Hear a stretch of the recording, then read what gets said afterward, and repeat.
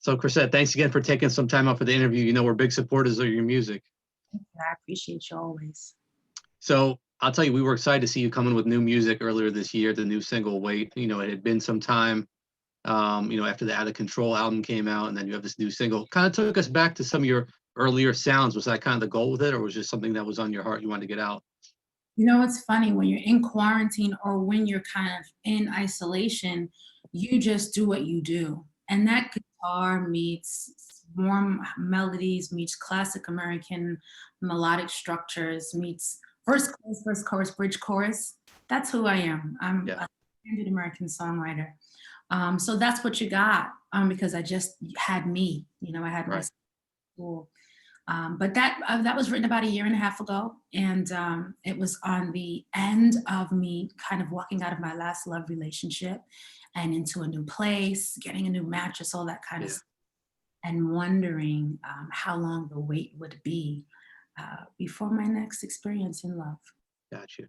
I mean, I'll tell you though, when hearing the song, like I said, we love it, love the direction you went. But it's been fun to watch your journey and your evolution of your sound over the years. You know, coming from I Am back in the late 2000s, and then even your last couple albums, Milestone and Out of Control, had a bit of a different sound, kind of more progressive.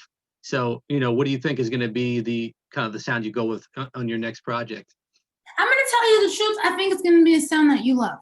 I think it's gonna be straight up classic glamour girl R&B.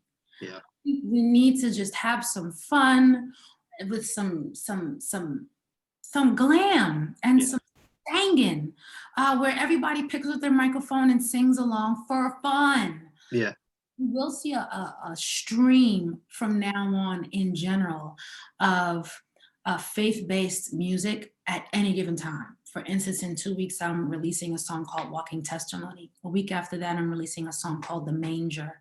I think that a part of me is just a song releaser. It's not about charts. It's not about if it, gets an award. But the other part of me, yeah. I love to serve the R&B community. That's a Right. lot of me. That's awesome. I look forward to hearing that. Thank you. We recently revisited your whole discography because we were trying to make a list of what we considered your best songs. So we were listening to all the albums in a row. I'll tell you, the Better album is still our favorite from you. I mean, I Am is a classic, but Better, I mean, we felt like you really hit your stride on that one. Thank you. But just got to say, your discography, it feels like it's underrated at this point. Like you've given us so much good music, and we don't always hear your name brought up enough when we talk about the greats of this generation. How do you look at your own body of work? I do not think about it as much as music connoisseurs do. Yeah, And so when I hear a music connoisseur like yourself, I just know what it means to appreciate yeah, gratitude. I'm grateful for the people who do experience it and understand that it's a person growing. yeah. That's a fun thing to hear. It's a fun reminder of how I'm seen. But I gotta be honest with you. When I look every 3 months at my royalty statement, right? And I look at all of the songs on that list, and as you saw, it's a lot of music. Yeah, And you see all the countries where people are listening and when people are streaming, you realize that there's a part of yourself that is an offering. And not everybody in your present world has any idea of what you're giving other people. right, And so some people would say, well, that's a thankless job. No, it has a return on the investment. right. Do you know? Absolutely. What I think about my catalog is that it's rich and that it serves people and that it'll be here for a long time. And I'm very thankful for that. Right, I'm also thankful for the ability to be present in the here and now and figure out what's next for me, the person. right. Yeah. It's awesome. That's awesome. I love that. And reading your website, and your social media, it seems like you really believe in the power of love, which is a beautiful thing. How are you able to so masterfully deliver that through your music and portray that message for others to feel? I'm an actress. Oh, wow. I love makeup and dresses and, Yeah, and cameras, and I turn on for the song. yeah, I really do. I don't try to shy away from that fact. written songs that I have not been through. Mhm. I know that people love to feel. That's part of the reason why we listen to music. We go to Broadway to feel. We Yeah, watch to feel. We listen to music to feel. So I'm a drama queen when I sing because I love to play. So that's where it comes from. It comes from being an actress, from playing. right. Awesome. You know, we often revisit music that came out over the past couple of decades because we love the 2000s. A lot of artists came out, and it was a tough time for R&B because it was evolving. And when you came out, especially in the late 2000s, R&B was in a way different place than it is now. I mean, when you look back in over the past decade, how have you had to evolve to remain, to what people want to hear? Because the sound you were able to come with then might not be what people are listening to now. How do you cope with that?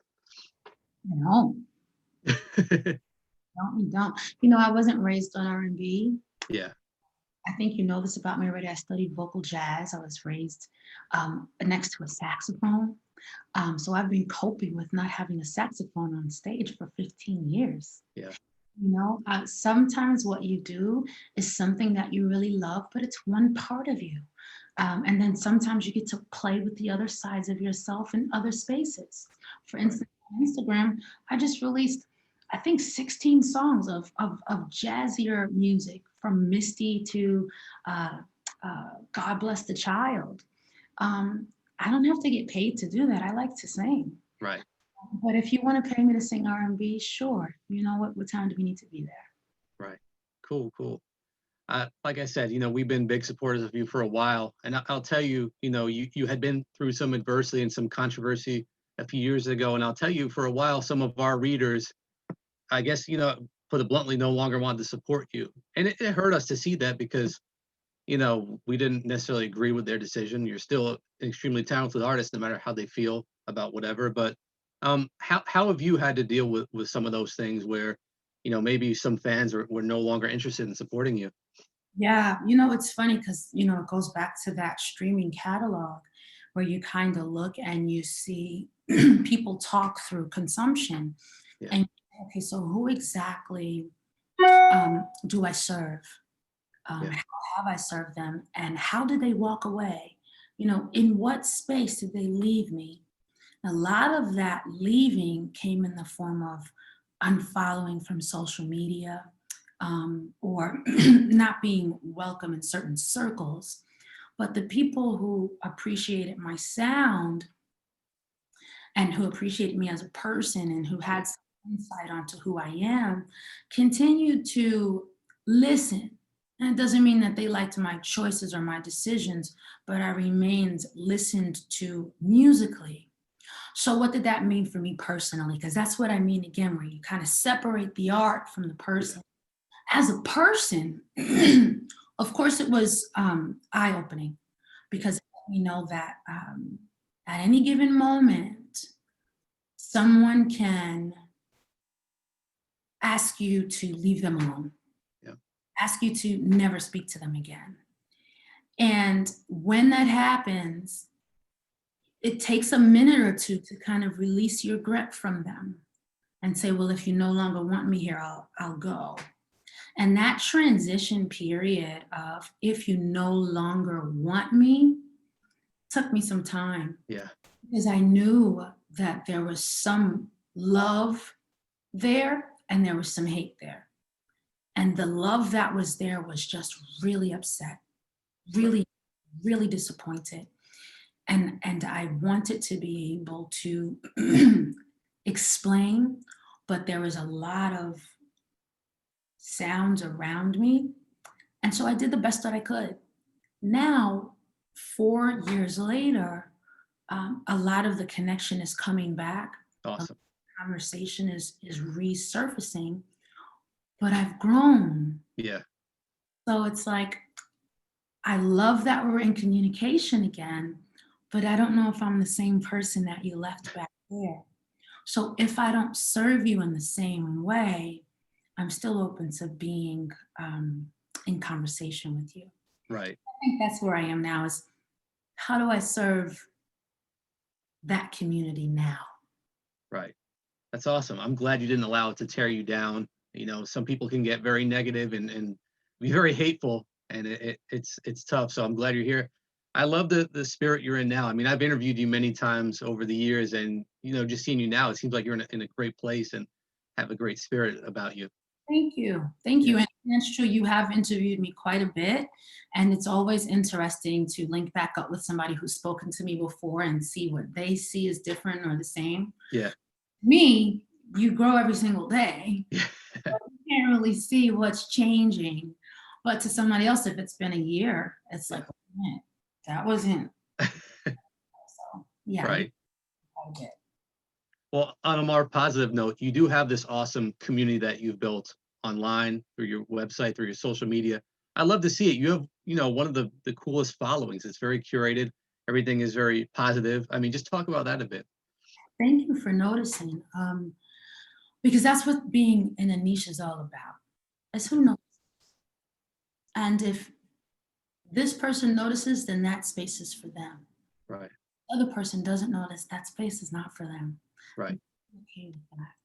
What's really exciting is that there is a space for positivity. Yes. In the beginning, when I first started going in that direction, there was a lot of resistance. And I was very diligent about staying consistent through the resistance because something told me that this is going to grow. But it's really cool now, 3 years later, for people to see it as a positive platform when Right. 3 years ago, it was a really uncomfortable space. Yeah. Yeah. That's awesome. Congratulations again for making it this far and Thank not you. letting it tear you down. Thank you. Um, I know we only have a few minutes left, so I want you to talk about some of the other cool things you have going on as well. I mean, I believe you have a clothing line as well coming. Talk about that. We put out a clothing line, and that was one of the moments where that audience that we're talking about, that Hmm. love audience, was able to show up and show out because we put it out, and it was maybe 13 pieces in total. It wasn't like this huge department store. It was Right. capsule collection, and half of the collection items sold out within 24 hours. So we had to immediately restock sizes that we weren't carrying before. Wow. And then we're doing a completely new launch in December for the holiday and birthday collection. So that has been wonderful. People want to celebrate more than I realized. I didn't realize that people wanted a new dress for Christmas. I didn't realize people wanted, a really cute outfit to wear around the house. I was like, we're all saving money. Nobody wants anything. So when it sold out, I was like, oh, we'll keep going. So we're going to keep going. That'll be fun. And then the other kind of really cool thing, if you will, is the sistership community. So the sistership.org is where women can go and kind of join a community of women that are just in that same positive space. I hear a lot of similar stories in my email, and I hear a lot of people thinking that they're the only one with that story. Yeah. I tried to trick all those women into one room and then one at a time talk, and all the girls go, oh, you too? And now the women are like, oh my God, I'm not by myself. So the plan is working. Um, Yeah. That's awesome. And then just final thing before we're out of time. I mean, us music fans, we're not always patient. What can we expect as far as new music? When's it coming? yeah, for you, this is the answer. So the answer is I'm going to continue about once a month to release a heart song. And that's Nice. a song kind of like Wait. This next song is called Walking Testimony. The one after that is called The Manger for Christmas time.